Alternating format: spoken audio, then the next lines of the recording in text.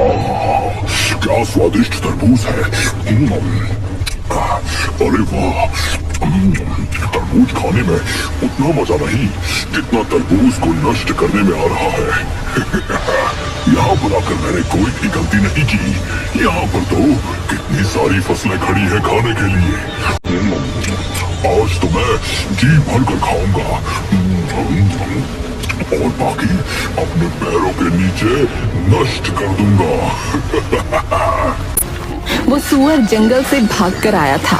वो प्रत्येक दिन लोगों की फसलों को बर्बाद कर रहा था।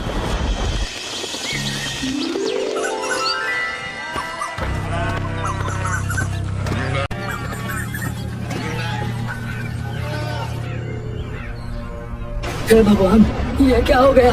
अरे अरे, मेरे खेत के तो सारे तरबूज उस दुष्ट सुअर ने बर्बाद कर दिए। अब मैं क्या करूंगा? अपना पेट कैसे पालूंगा? इन तरबूजों को बेचकर ही तो मैं अपना घर चला रहा था, परंतु उस दुष्ट ने मेरे सारे खेत को बर्बाद कर दिया। अरे जगिया भाई, क्या हुआ? आप रोक ही रहे हो? कुछ नहीं बचा भाई, सब बर्बाद कर दिया। अरे सोमू भाई, सब कुछ तो तुम्हारी आंखों के सामने ही है।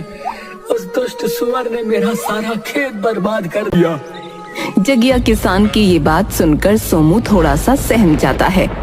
हे भगवान, यदि वो जंगली सुअर यहाँ तक आ गया तो कहीं उसने मेरे खेत को भी तो नहीं बर्बाद कर दिया। चलो जल्दी से मैं अपने खेत पर चलकर देखता हूँ। इतना सोचकर सोमू अपने खेतों की तरफ जाता है तो देखता है उसकी सारी फसल एकदम ठीक है। हे भगवान, तेरा बहुत बहुत धन्यवाद जो मेरी फसल सुरक्षित है, लेकिन इसमें इतना ज्यादा प्रसन्न होने की कोई जरूरत नहीं है। यदि कल ही वो सुअर यहाँ आकर मेरा भी खेत नष्ट कर दे तो मैं क्या ही करूँगा? अरे नहीं, मैं ऐसा करता हूँ कि मैं आज से ही अपने खेत की रखवाली करता हूँ। मैं आज रात यहीं पर रुकूंगा। हाँ।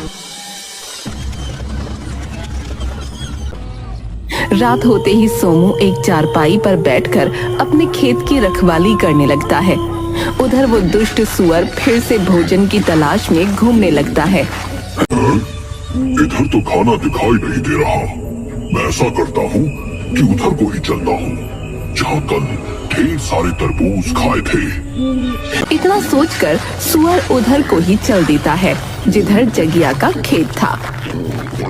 रास्ते में ही सोमू का खेत भी पड़ता था जिसमें सोमू ने खरबूजे बो रखे थे। अरे वाह, इधर से कितनी अच्छी खुशबू आ रही है। चलो इधर ही चलता हूँ। वैसे भी कल मैंने तरबूज बहुत खाए थे, आज किसी नई चीज का स्वाद लेता हूँ। इतना सोचकर सुअर सोमू के खेत की तरफ बढ़ता है। सामने से सुअर को आता देख सोमू के पसीने छूट जाते हैं। अरे बाप रे बाप, इतना बड़ा सुअर और इसके दांत तो देखो।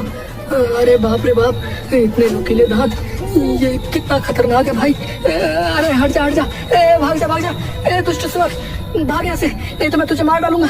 मैं प्यार से बोल रहा हूँ, भाग जा यहाँ से।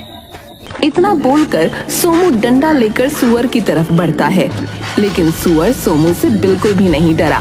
वहाँ से भागना तो दूर, सुअर और उल्टा सोमू पर हमला करने के लिए आगे बढ़ता है और सोमू को पूरे खेत में दौड़ाने लगता है। अरे अरे मूर्ख सुअर, तू यहाँ क्या कर रहा है? अरे मेरे ही खरबूजे खाकर मुझ पर ही हमला कर रहा है। अरे अरे, मुझे लगता है सुअर पागल हो गया है। अरे भागो, आज तो गया काम से सोमू। अरे भाग भाई भाग।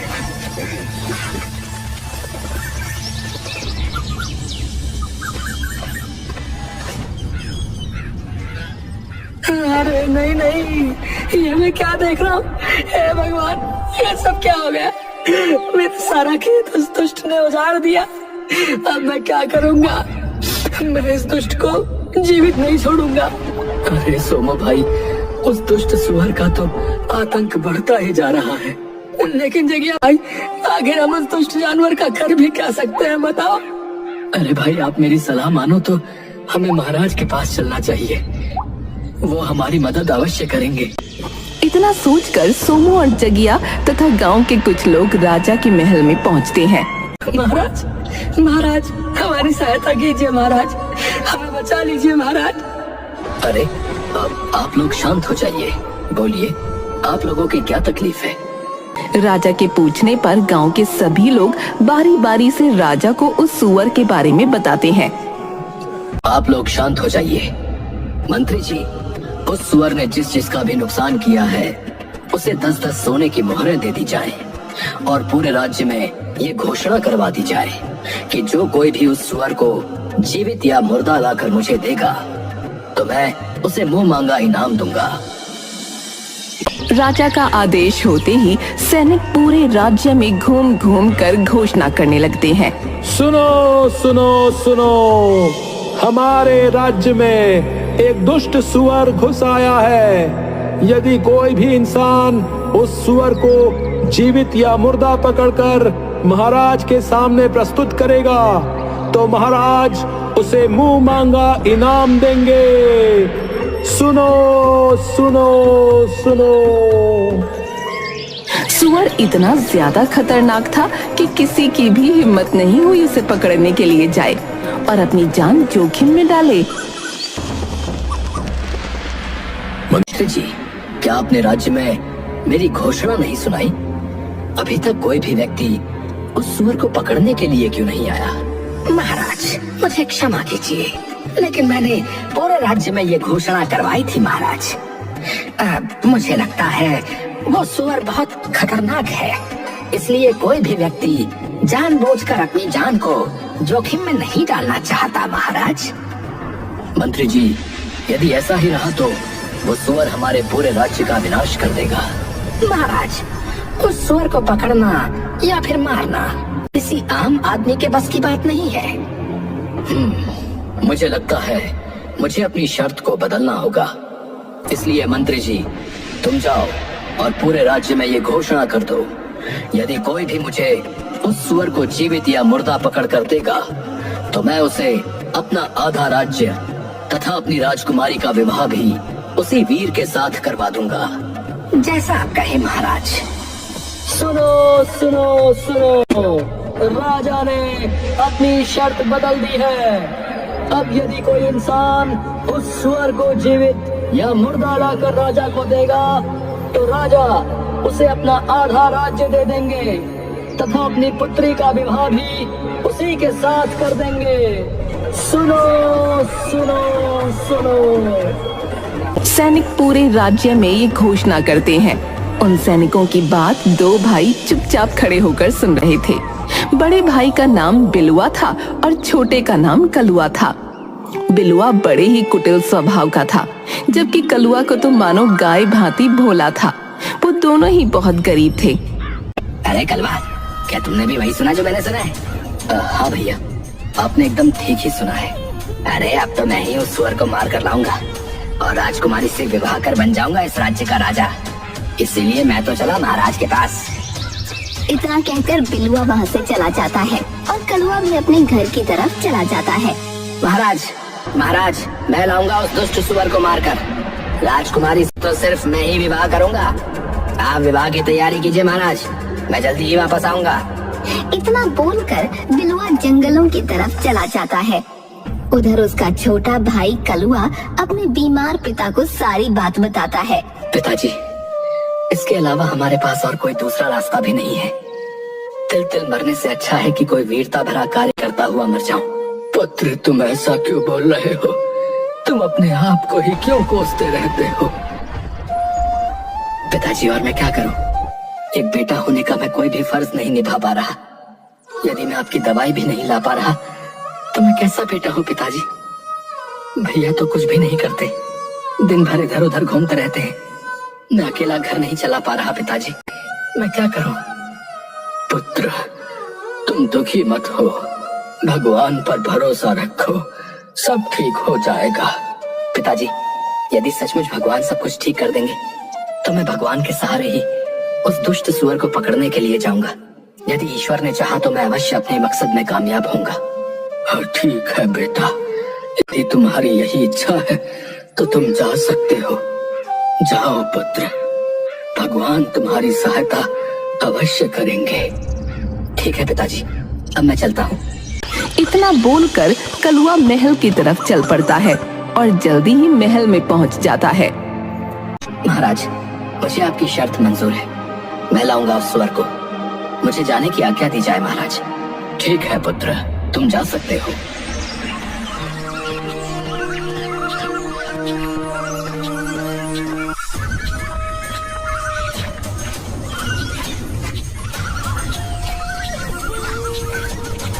अरे बाप रे बाप, सुबह से घूमते घूमते तो मुझे दोपहर हो चुकी है।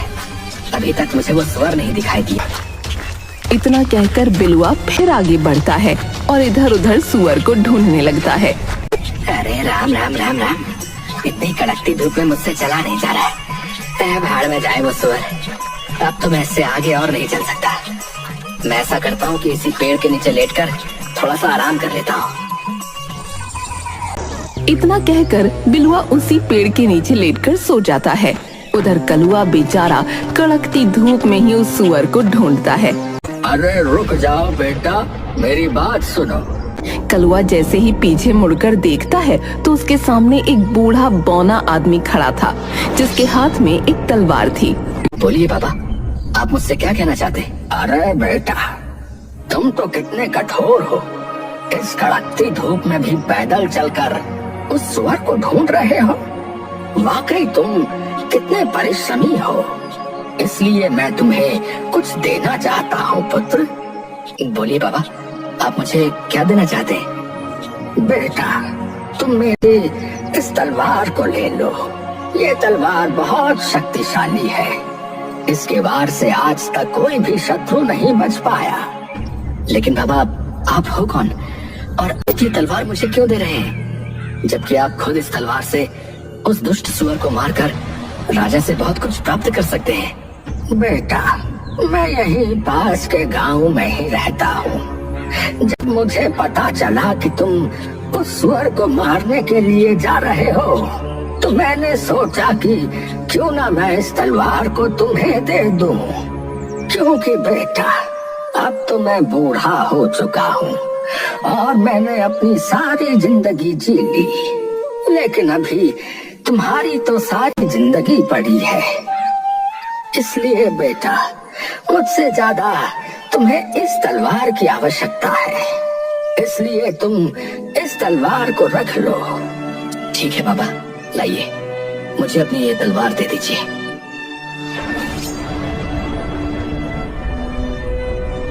धन्यवाद बाबा, अब मैं चलता हूँ।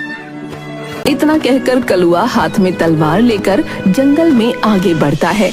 कलुआ चलते चलते एक गुफा के पास पहुंचता है। अरे ये क्या? यहाँ पर तो किसी जानवर के पैर के निशान है। कहीं ये निशान उस सुअर के ही तो नहीं है? हाँ, जरूर ये निशान उस सुअर के ही है। चलो, मैं इस गुफा के भीतर चलकर देखता हूँ। इतना कहकर कलुआ गुफा के भीतर घुस गया। ये गुफा तो कितनी डरावनी है। आखिर वो सुअर कहाँ पर हो सकता है? अरे, इधर से तो किसी की आवाज आ रही है। कहीं इस ओर ही तो वो सुअर नहीं है? इतना कहकर कलुआ उसी ओर चल पड़ता है जिस ओर से वो आवाज आ रही थी। कुछ दूर चलते ही कलुआ देखता है कि वो जंगली सुअर कुछ तरबूज और फलों को खा रहा है। अरे दुष्ट सुअर, तू गांव वालों को तकलीफ देकर आराम से यहाँ पर मस्ती कर रहा है।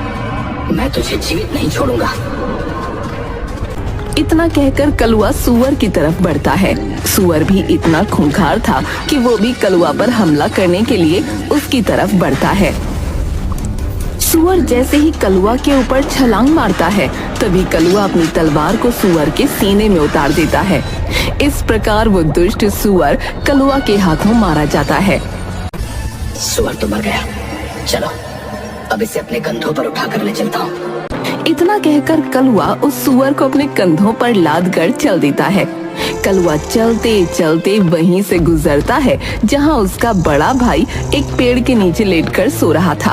अरे, बड़े भैया तो यहाँ पर सोए हुए हैं। चलो, मैं उन्हें जगाकर अपने साथ ले चलता हूँ। कहीं किसी जंगली जानवर ने इन्हें यहाँ पर देख लिया तो इन्हें नुकसान भी पहुँचा सकते हैं। अरे भैया, उठिए, देखिए, मैं उस सुअर को मार कर ले आया हूँ। कलुआ के इतना बोलते ही बिलुआ की आंखें खुल जाती हैं। कलुआ के कंधों पर उस सुअर की लाश को देख बिलुआ की तो आंखें फटी की फटी रह जाती हैं। अरे कलवा, तुमने अकेले ही सुअर को मार दिया? तुम तो कितने वीर हो भाई।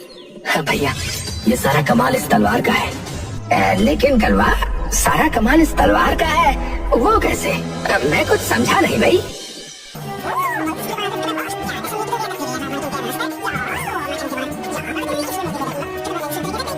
ओ अच्छा, तो कमाल इस तलवार का है। मुझे कुछ भी करके इस सुअर को हथियाना होगा। यदि ये सुअर को लेकर राजा के पास पहुंच गया तो राजा का आधा राज्य तथा राजकुमारी इसकी हो जाएगी। अरे नहीं नहीं, मेरे जीते जी ये कभी मैं नहीं होने दूंगा। क्या हुआ भैया, आप कहाँ खो गए? अरे नहीं नहीं भाई, मैं सोच रहा था कि तुम जो है सुअर का शिकार करके काफी ज्यादा थक गए होगे भाई। तुम ऐसा करो, इसी पेड़ के नीचे लेटकर थोड़ा सा आराम करो। मैं अभी तुम्हारे लिए कुछ फल लेकर आता हूँ, तुम थोड़ा सा कुछ खा लो, फिर हम चलेंगे घर को, ठीक है? भैया जैसी आपकी इच्छा, मैं यहीं पर रुक जाता हूँ। इतना सुनकर बिलुआ जल्दी ही वहाँ से चला जाता है। बिलुआ चलते चलते एक आम के पेड़ के पास पहुँचा। अरे वाह, इसमें तो कितने सारे आम लगे हुए हैं। चलो इसी में से कुछ आम तोड़ लेता हूँ। बिलुआ तुरंत ही एक पत्थर उठाता है और पेड़ पर फेंकता है तो कुछ आम टूटकर नीचे गिर जाते हैं। अब मैं ऐसा करता हूँ कि इन आमों के ऊपर इन जहरीली पत्तियों का रस लगा देता हूँ। कलवा जैसे ही आम खाएगा तो उसका काम तमाम हो जाएगा।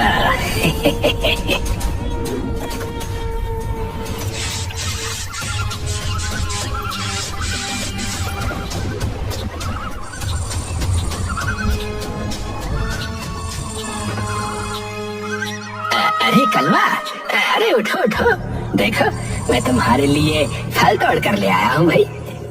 इतना सुनते ही कलुआ आंखें खोलकर देखता है तो उसके सामने कई सारे आम के फल रखे हुए होते हैं। कलुआ उसमें से एक आम का फल उठा लेता है।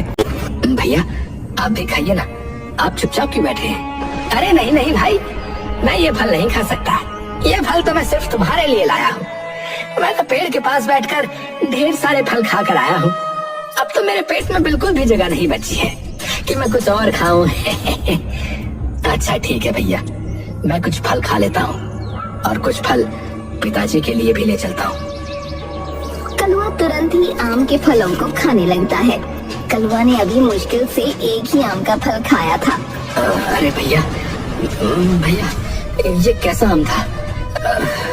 इसे खाकर तो मुझे चक्कर से आने लगे हैं। इतना कहकर बेचारा कलुआ जमीन पर गिर जाता है। अरे वाह, कलवा तो गया काम से। अब तो मैं बनूंगा राजा। चलो मैं ऐसा करता हूँ कि इसकी लाश को कहीं दूर झाड़ियों में दफना देता हूँ।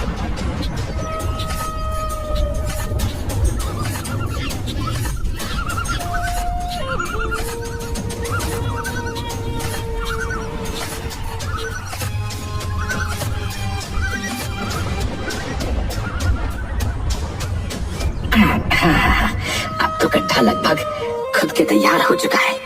चलो अब इस कलवा को इसी गड्ढे में दफना देता हूँ। बिलुआ तुरंत ही कलुआ का एक हाथ पकड़कर उसे खींचता हुआ गड्ढे के पास ले जाता है और उसे गड्ढे में गिरा देता है। फिर उसके ऊपर मिट्टी डालने लगता है। कुछ देर में ही बिलुआ ने कलुआ को मिट्टी से ढक दिया। बिलुआ जल्दी ही उस मृत सुअर को अपने कंधे पर रखकर महल की तरफ चल देता है। बिलुआ चलते चलते जल्दी ही महल पहुंच जाता है।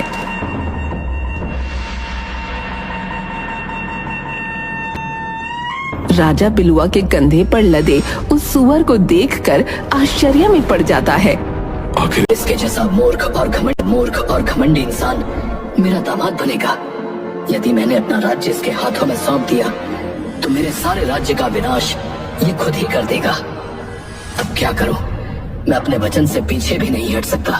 क्या हुआ महाराज, आप किस चिंता में डूब गए? आपने अभी भी विवाह की तैयारी नहीं की?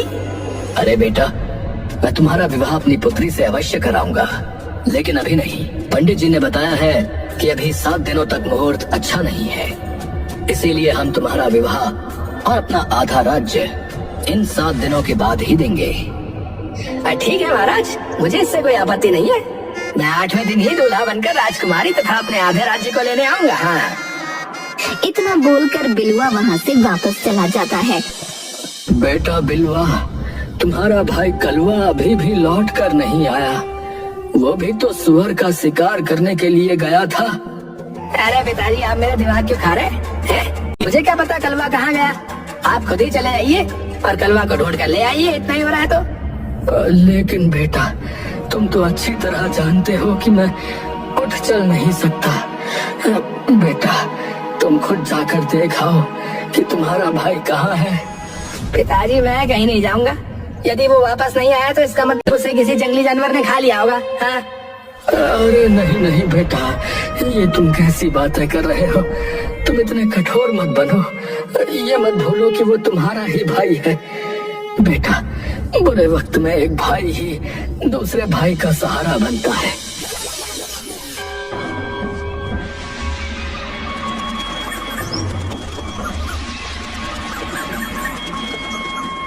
महाराज, 7 दिन तो गुजर गए।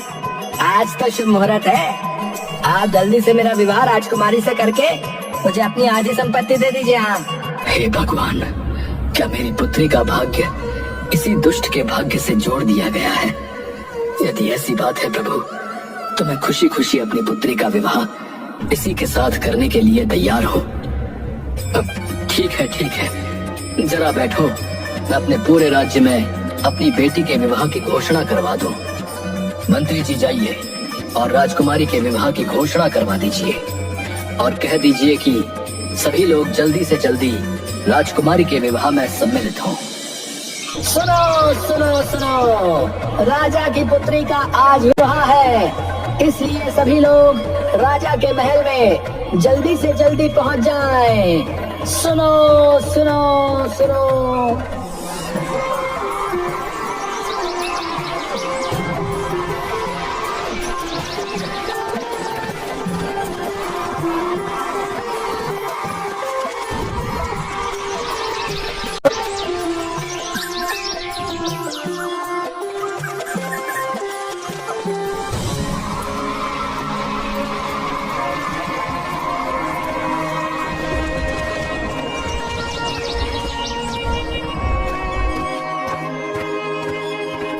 रुक जाइए पंडित जी, ये विवाह नहीं हो सकता। अरे बेटा, तुम कहाँ से आ गए? तुम मर गए थे ना? नहीं महाराज, मैं मरा नहीं, लेकिन मुझे मारने का पूरा प्रयास किया गया था। लेकिन कलवा, तुम्हें किसने मारने की कोशिश की? बताओ मुझे। महाराज, मुझे मारने वाला कोई और नहीं बल्कि मेरे बड़े भैया ही हैं।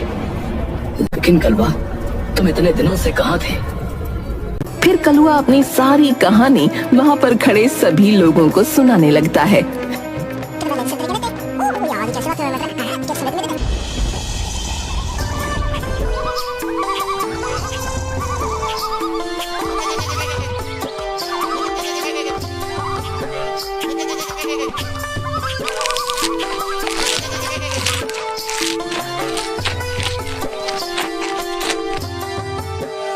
अरे, मेरी एक बकरी कहाँ चली गई? अभी तो मेरी दोनों बकरियां यहाँ घास चर रही थी, लेकिन अचानक से कहाँ चली गई? तभी चरवाहे की नजर अपनी बकरी के ऊपर पड़ती है, जो बकरी उसी स्थान पर घास खा रही थी जहाँ कुछ देर पहले बिलुआ ने अपने भाई कलुआ को दफनाया था। अरे, मेरी बकरी तो वहाँ पर है। चलो, उसे वहाँ से इधर को ले आता हूँ। इतना कहकर चरवाहा अपनी बकरी को हाँकने के लिए जाता है तो देखता है कि वहाँ पर ताजी मिट्टी खुदी पड़ी थी।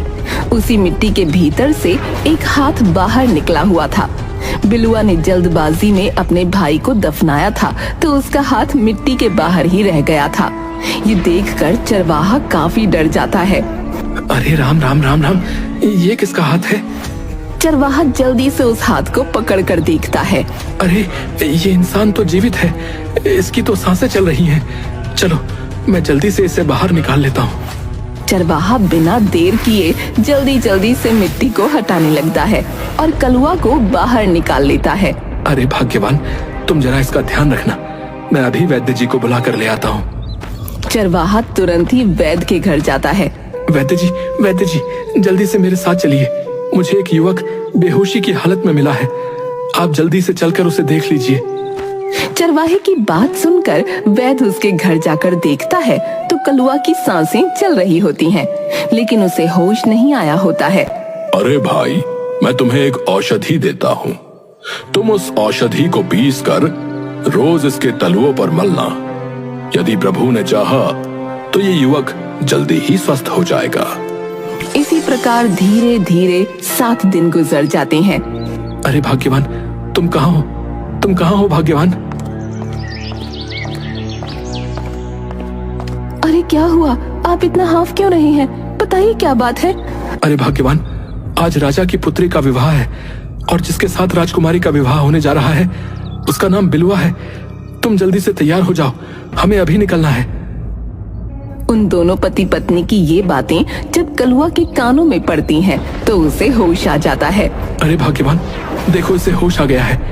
हमारी मेहनत रंग लाई भाग्यवान। तुम कौन हो युवक, और तुम्हारा क्या नाम है? फिर कलुआ अपनी सारी दास्तान उस चरवाहे को सुनाता है। तो इसका मतलब धन के लालच में आकर तुम्हारे भाई ने ही तुम्हें मारने का प्रयास किया। अरे भाग्यवान, तुम सुनती हो, आज तक मैं यही कहता रहा कि काश मेरा भी कोई भाई होता। लेकिन भाग्यवान, क्या भाई ऐसे होते हैं जो जरा से पैसे के लोभ में अपने ही भाई का गला घोंट दे? यदि भाई ऐसे होते हैं तो ठीक है भाग्यवान की मेरा कोई भाई नहीं है। मैं तो बिना भाई के ही ठीक हूँ। शांत हो जाओ पुत्र, तुम्हारे दुष्ट भाई को इसकी सजा अवश्य मिलेगी और राजकुमारी के साथ तुम्हारा ही विवाह होगा और तुम ही बनोगे इस राज्य के राजा। सिपाही, इस दुष्ट को लेकर जाओ और अभी फांसी पर चढ़ा दो। भैया भैया, मुझे माफ कर दो। मैं धन के लालच में आकर ये भूल चुका था कि तुम मेरे भाई हो। मैंने तुम्हें मारने के लिए कोई कसर नहीं छोड़ी। इसकी सजा तो मुझे मिलनी ही चाहिए, लेकिन मेरे भाई हो सके तो मेरी भूल को क्षमा कर देना भाई। यदि तुमने मुझे क्षमा नहीं किया तो मैं मरकर भी तड़पता रहूंगा। चलो सैनिकों, मैं आपके साथ चलने के लिए तैयार हूँ। रुक जाओ सैनिकों, छोड़ दो मेरे भाई को। बेटा, तुम ये क्या कह रहे हो? तुम अपने कातिल पर दया दिखा रहे हो। इसे तो सजाए मौत मिलनी ही चाहिए। महाराज, मुझे क्षमा कर दीजिए। मैं मानता हूँ कि मेरे भाई ने जो भी किया है वो बहुत गलत था, लेकिन उसने अपनी गलती को स्वीकार कर लिया है। महाराज, जो गलती उसने की वो गलती मैं नहीं कर सकता। अपनी आंखों के सामने ही अपने भाई को मरता हुआ भला कौन देख पाएगा? यदि मेरे साथ मेरा भाई ही नहीं रहा तो ये राजपाट, धन संपत्ति किस काम का?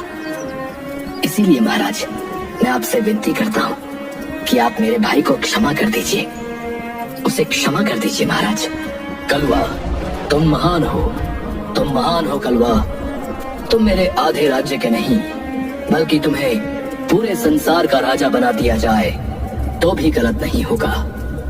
तुम एक राजा बनने के योग्य हो, इसीलिए तुम्हें आज से ही अपने राज्य का राजा घोषित किया जाता है।